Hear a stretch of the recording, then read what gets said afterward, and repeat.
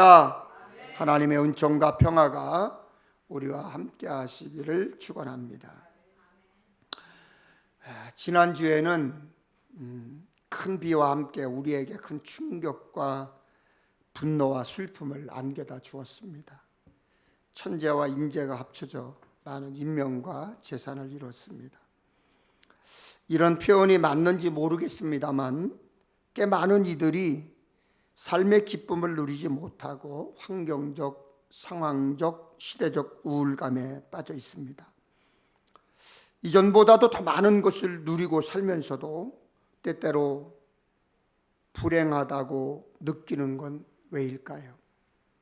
바라기는 일상 속에 누적되었던 우리 삶의 무거움이 또 우리 삶의 아픔, 상처가 예수님으로 말미암아 깔끔하게 좀 덜어지고 치유되면 좋겠습니다.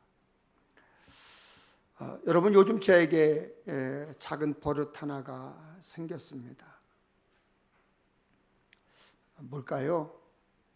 그 작은 버릇이 만나는 사람들의 얼굴을 찬찬히 자세히 뜯어봅니다. 그러면서 아주 작은 깨달음이 있었습니다. 잘생기고 못생기고를 떠나서 얼굴은 그 사람의 내면의 풍경을 고스란히 드러내 보여준다는 거예요.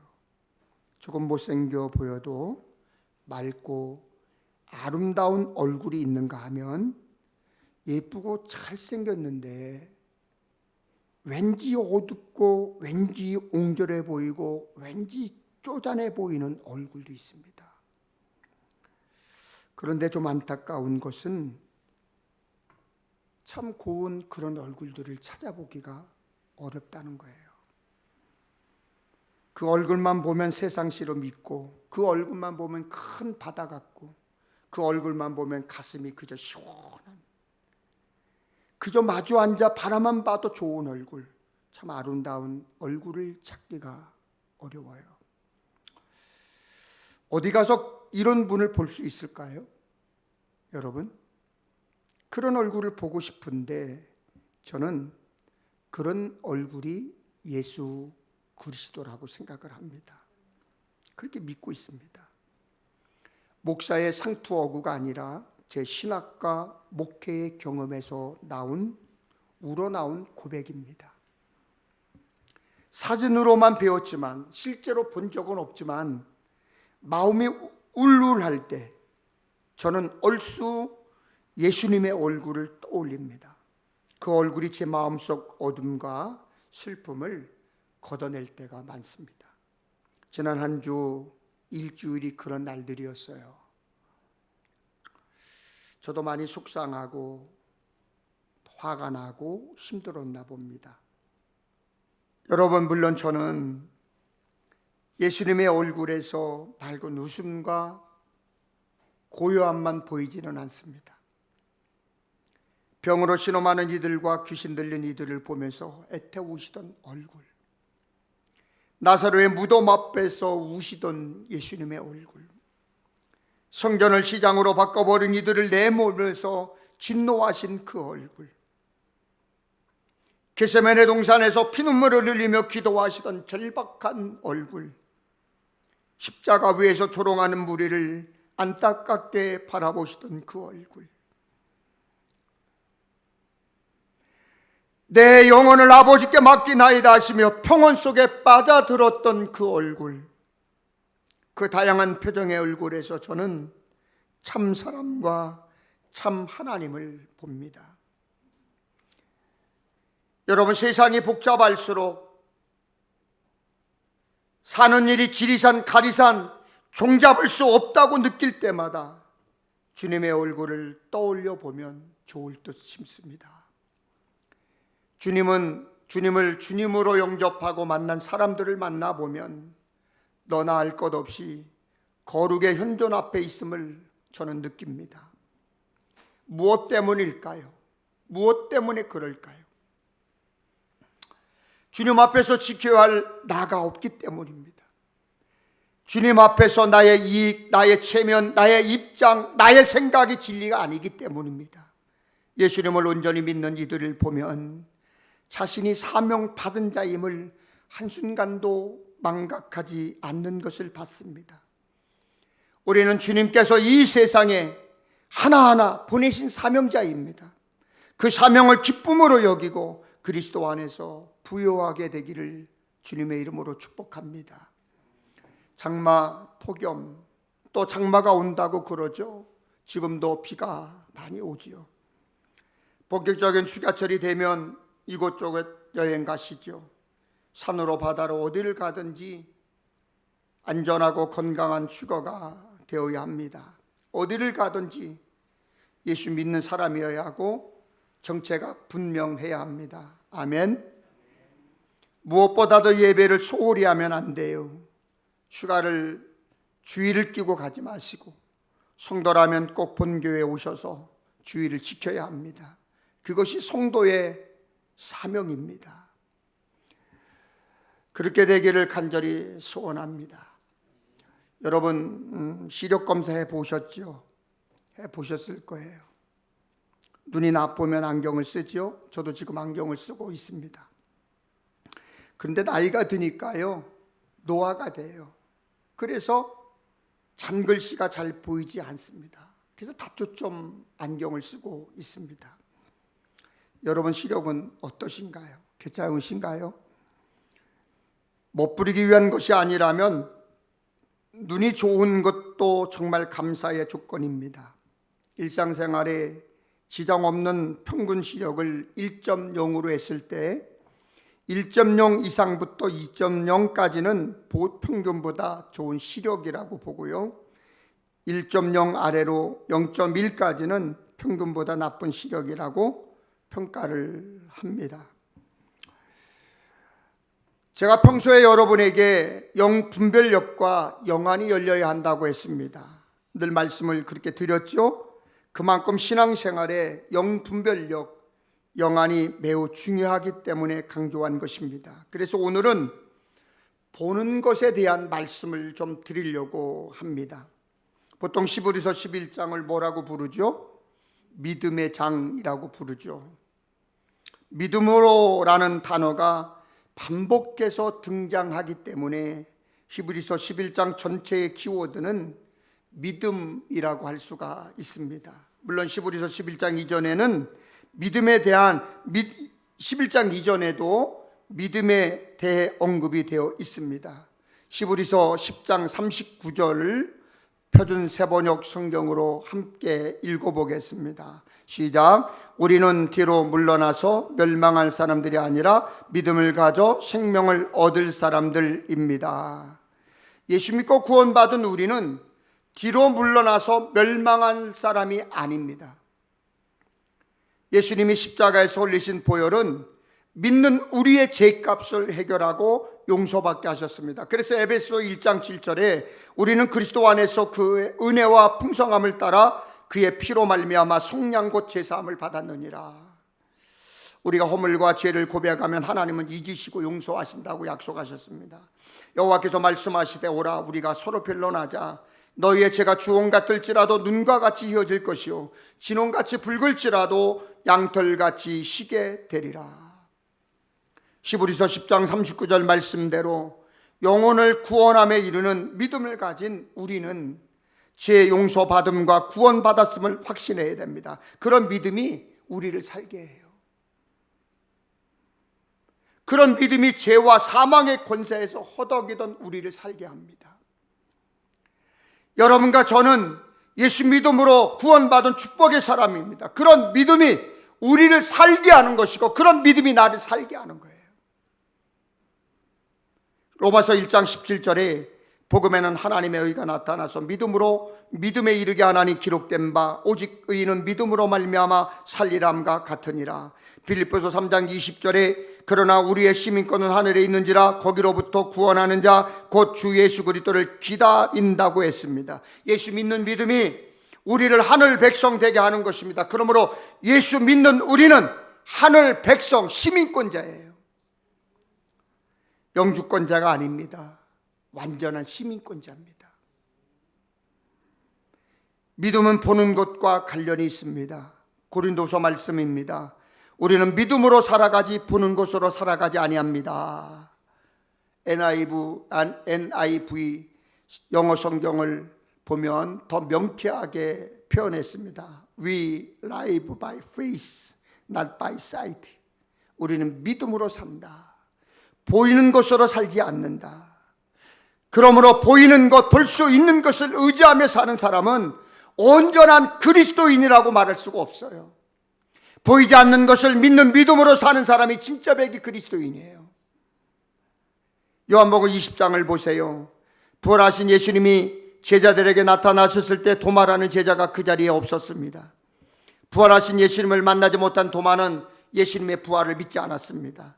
그리고 정색을 하며 이렇게 말합니다. 내가 그의 손에 못자국을 보며 내 손가락을 그 못자국에 넣으며 내 손을 그 옆구리에 넣어보지 않고는 믿지 아니하겠노라. 그리고 8일 후에 도마가 제자들과 함께 있을 때 예수님이 다시 나타나셨습니다. 그리고 말씀합니다. 믿음 없는 자가 되지 말고 믿는 자가 되라. 그러시곤 이렇게 덧붙였습니다. 보지 못하고 믿는 자들은 복되도다. 아멘. 아멘. 여러분, 도마의 의심이 굉장히 합리적이고 상식적이라고 생각하십니까? 세상 사람들은 그렇게 생각하고 주장할지 모르겠지만 신앙에는 비합리적이에요. 우리는 성경 66권을 믿습니다. 말씀은 다 신비예요. 신비주의가 아닌 신비입니다. 믿는 자가 되라 하신 예수는 도마에게 믿는 자가 되는 방법을 알려주셨습니다. 보지 못하고 보지 않고 믿는 거예요.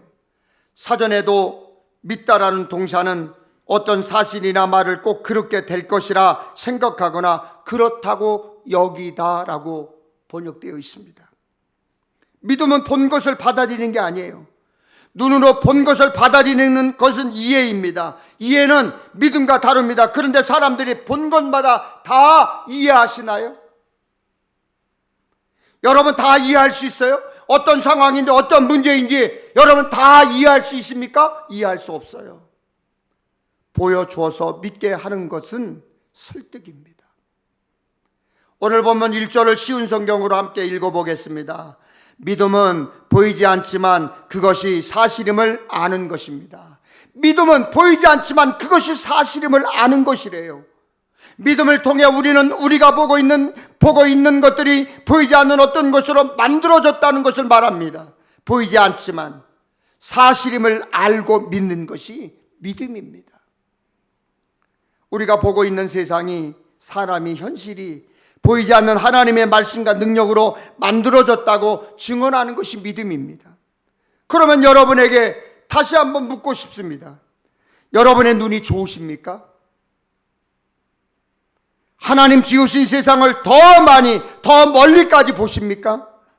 그러면서 그 모든 것을 지으신 분이 하나님이란 사실을 믿으십니까? 아니면 눈이 안 좋으십니까? 나이가 들어서 특별한 질병이 있어 잘 못 보는 분이 있습니다. 잘 보이지 않아도 괜찮습니다. 잘 보이지 않아도 살아계신 하나님을 믿으면, 예수님이 나를 구원하셨음을 믿으면 하나님 나라를, 영생을 보장되었음을 보게 되는 것입니다. 혹시 우리 성도 중에 오목 잘 두시는 분 계세요? 바둑은 두세요? 솔직하게 저는 바둑을 둘 줄 모릅니다. 바둑을 놀이 정도로 생각하는 사람들이 있는데 바둑이 엄연한 스포츠입니다. 2009년 한국체육회에 정식 가입이 되었고 2016년부터는 전국체전 정식 종목에 편입이 되었고 아시안 게임에서도 3개의 메달이 걸린 정식 종목이에요, 바둑이. 그런데 바둑을 잘 두는 사람과 그렇지 않은 사람의 차이가 있다고 그래요. 뭘까요? 고수는 한 수, 두 수, 세 수 앞을 본다고 그래요. 자기 수만 보는 게 아니라 상대의 수도 예측하며 미리 공격하고 미리 먼저 수비합니다. 그러나 초보나 하수는 그렇지 않습니다. 지금 두는 자기 수만 보이고 고민합니다. 그러다 몇 수 뒤에 고수의 작전을 알고 나면 하는 말이 있죠. 아, 왜 아까 그것을 못 봤지?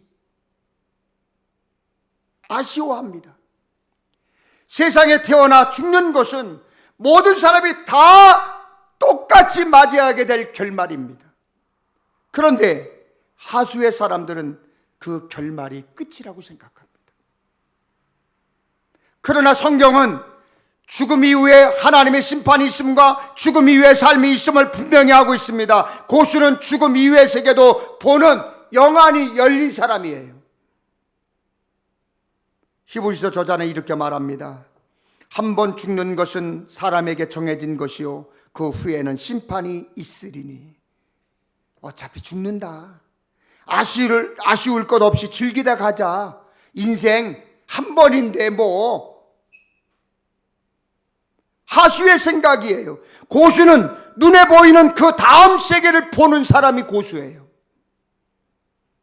그러므로 우리는 죽음 이후의 삶이 있음을 기억하시고 믿어야 합니다. 하나님 나라의 백성으로 영원히 살 사람으로 살아야 합니다. 본 사람이 없는데 어떻게 믿느냐고요? 본 사람이 없는데 누가 봤다고 그런 얘기를 하냐고요? 증거를 대라고요? 그래서 로마서 1장 17절에 의인은 믿음으로 말미암아 살리라. 할렐루야. 의인은 믿음으로 말미암아 살리라. 그리스도인은 하나님이 세우신 이 땅의 지도자예요. 사람들을 천국으로 인도해야 할 리더고 사명자입니다. 세상을 복음으로 이끌어야 할 하나님 나라의 리더입니다. 그러므로 그리스도인은 하나님 나라의 리더자로 사명자로 온전히 믿음의 삶을 살아야 돼요. 사람들에게 복음이신 예수님을 전하기 위해서는 우리가 믿음의 눈으로 봐야 보이는 하나님의 뜻과 계획을 성경 말씀을 통해 봐야 하고 그 본 것을 사람들에게 말할 수 있어야 하고 거룩한 증인이 되어야 합니다. 산에 가시나요? 그러면 산만 보십니까?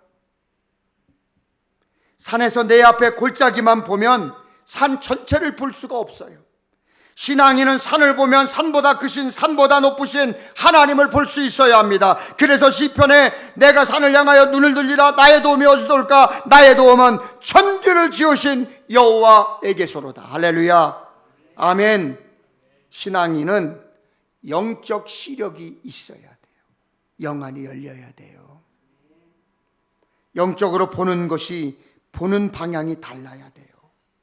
보는 눈이 달라야 문제 해석도 고난을 해석하는 것도 달라요. 영적 시력이 하나님 나라를 향해 가는 성도의 실력입니다. 창세기 13장에 보면 아브라함과 조카 롯이 이야기가 있습니다. 아브라함과 롯은 같이 살았어요. 그런데 가축과 금과 은 재산이 많아졌어요. 가나안 집은 형제들이나 가족이 싸울 일이 별로 없어요. 재산이 없기 때문에.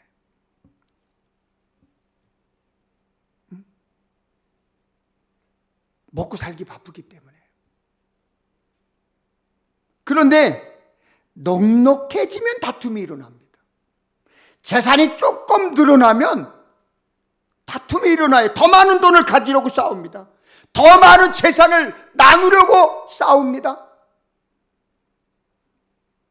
아브람과 롯의 종들까지도 서로 다투어 함께 살 수 없게 되었습니다. 그래서 아브람과 롯이 서로 헤어져 살기로 하고 따로 살 거주지를 정합니다. 그때 롯은 물이 넉넉하며 살기 좋아 보이는 곳을 택했습니다. 그런데 아브라함은 물이 있는지 풀이 있는지 상관하지 않고 하나님께서 약속하신 땅에 거주했습니다. 엊그제 고등학교 동창을 공차는 곳에서 우연히 아주 우연하게 만났어요. 저를 알아보더니요, 어디 사느냐, 뭐하냐, 결혼은 했느냐, 자식은 어떻게 되냐 호구소 조사 당하다 왔습니다. 저는 수원에도 살다가 안양에서도 자취하다가 부천에서 전도사로 심호하다가 지금 평택에 살잖아요. 근데 그 친구는요, 안성 소문면에 그 집에서 태어나서 그 집에서 학교 다니고 그 집에서 장가가고 그 집에서 자식 낳고 그 집에서 지금도 살고 있다고 그래요. 평생 나는 그 집을 못 떠나고 있어 그러더라고요. 사람이 한평생 태어난 곳에서 살다가 생을 마감하는 이들도 있지만 대부분 사람들은 어때요? 이곳저곳으로 거처를 옮깁니다. 여러분은 무엇을 보고 이사 갈 곳을 정하십니까? 직장? 역? 마트? 학교? 그거 가까운지 알아보고 가십니까? 가족들이 많이 사는 곳 근처로? 친구가 사는 곳으로? 아니면 누구처럼 풍수지리사를 앞에 내세우고 혹 아브라함처럼 하나님 우선으로 하나님을 만나고 약속한 것을 지키고 예배 잘 드릴 수 있고 교회 가기 쉽고 신앙생활 잘할 수 있는 곳으로 먼저 정하고 집을 정하셨습니까? 뭐라 말하기 그렇지만 우리 지방의 어느 교회의 장로님은 제주도로 이사를 갔어요. 너무 멀잖아요, 제주도는. 그러니까 그 담임 목사님께서 장로님, 저 배종관 목사님에게 이명서를 띄워줄 테니 가까운 곳으로 가세요. 이렇게 권면을 하셨어요. 그런데 어제 토요일에 이미 장로님 부부가 평택에 오셔서 아들 집에서 자고 오늘 예배 드리기 위해서 교회 이미 9시쯤에 도착했노라고 저한테 카톡이 왔어요. 오늘. 저는 그 장로님을 잘 알아요. 고등학교 교장으로 은퇴하셨어요. 내가 고향이 여기고 여기서 자라고 여기서 신앙생활을 했는데 그리고 여기서 장로가 됐는데 건강을 위해 제주도로 갔지만 교회까지는 안 됩니다. 멀다고 생각하는 사람의 마음이 먼 거예요. 같은 평택에 살아도요, 교회에서 조금 떨어진 곳에 가도 교회가 멀다고 그래요. 그 사람 마음이 먼 거예요. 맛있는 음식 먹으러 2-3시간 차 타고 가잖아요. 그리고 기다리잖아요. 학교는 직장은 집에서 가까워야 하고 길을 쓰고 이사 가려고 하지만 교회는 멀면 멀수록 좋다고 멀리 도망가잖아요. 글쎄요, 여러분은 어떤 마음으로 집을 정하고 어떤 방법으로 살 곳을 택하며 어디로 이사를 갑니까? 신앙이 우선입니까?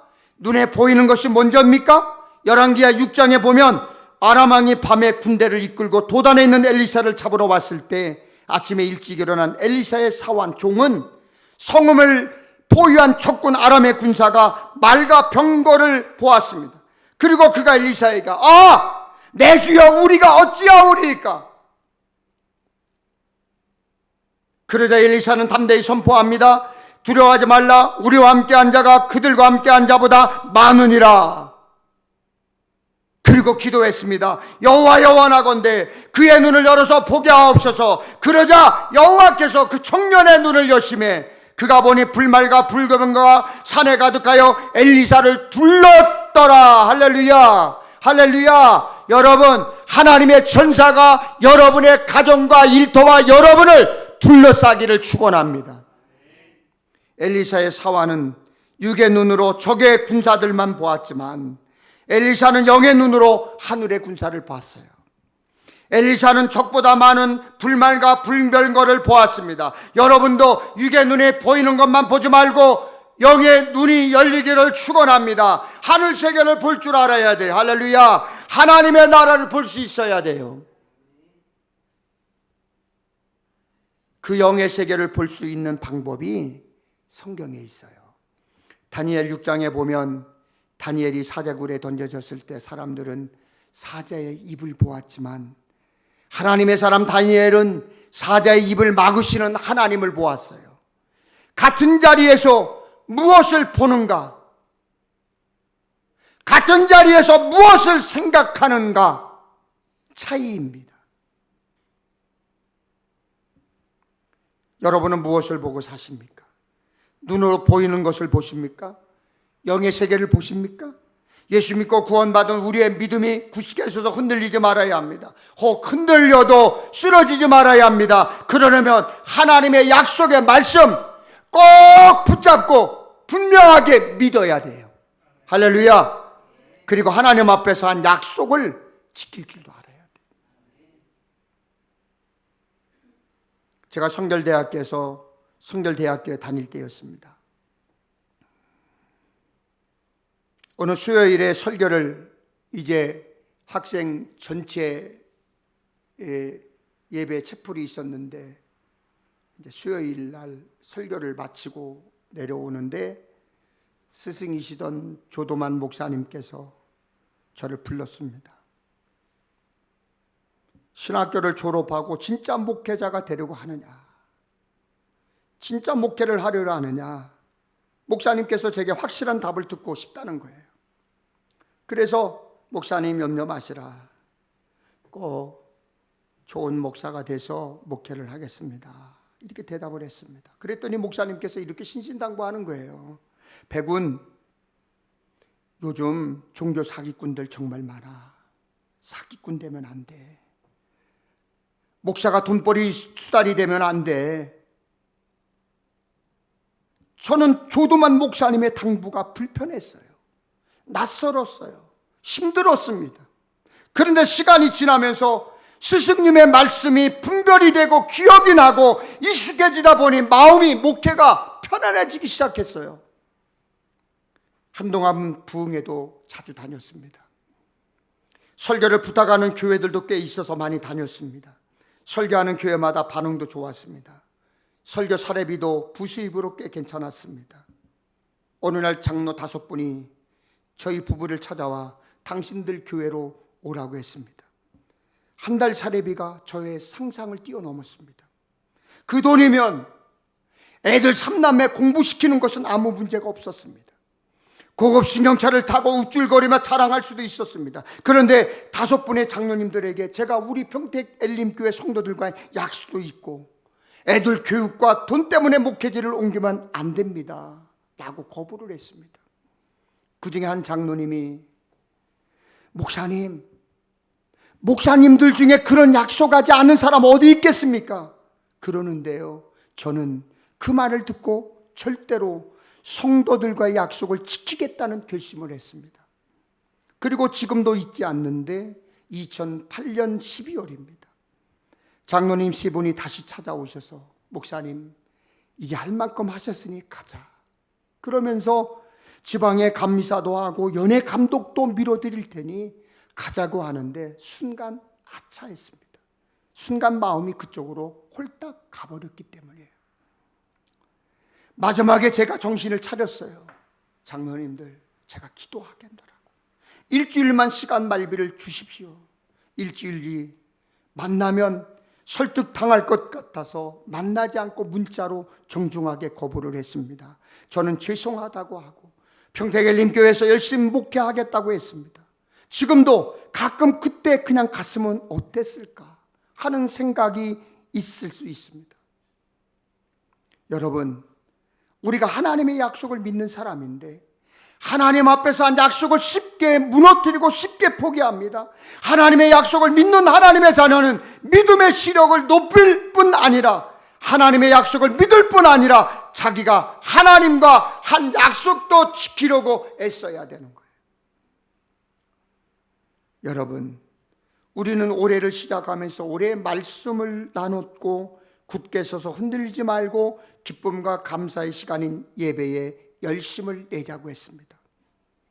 열심히 큐티도 하고 절대적으로 믿는 기도를 하자고 했습니다. 왜 그렇게 해야 될까요?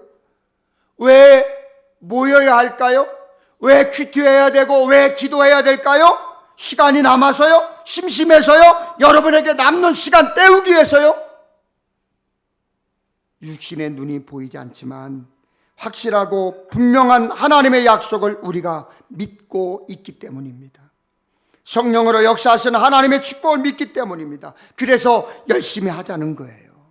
더 열심히 해야 합니다. 열심히 예배 참석하고 기도하고 큐티하고 평택엘림교회 공동체 안에서 서로 사귐이 있어야 되는 것입니다. 오늘 본문 3절에 믿음으로 모든 세계가 하나님의 말씀으로 지어진 줄을 우리가 안다고 했습니다. 그렇다면 믿음으로 아는 그 세계를 향해 가면서 이 세상에 발걸음을 멈출 수가 없습니다. 물론 살다 보면 힘들어요. 보이지 않아서 답답해요.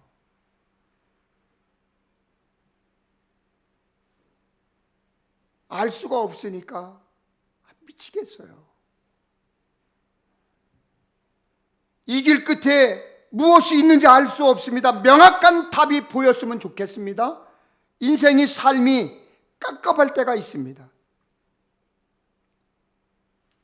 문제의 답이 보이지 않아 답답할 때, 나아가야 할 출구가 보이지 않아 힘이 들 때, 그럴 때 답을 보여달라고 울며 기도할 수 있습니다. 갈 길을 보여달라고 울면서 구할 수도 있습니다. 그러나 이렇게 기도해 보면 어떨까요? 하나님 믿고 하겠습니다. 하나님 믿고 가겠습니다. 아멘. 아멘. 한번 따라해 보겠습니다. 하나님 믿고 가겠습니다. 하나님 믿고 하겠습니다. 그러면 그 길 끝에서 하나님의 약속을 보게 될 줄로 믿습니다. 하나님의 응답을 보게 될 줄로 믿습니다. 여러분 무엇을 보고 사시는지요? 여러분의 눈에는 뭐가 보이시나요? 여러분이나 나태해지기 쉬운 이때에 더 확실한 믿음의 사람으로 더 확실한 그리스도인의 정체를 드러내며 살아야 합니다. 그래서 어디서든지 하나님의 능력을, 어느 때든지 하나님이 이루시는 것들을 보며 하늘 백성임을 드러내며 사는 복된 삶의 주인공들 되시기를 주님의 이름으로 축원합니다. 주님의 이름으로 축원합니다. 오늘 우리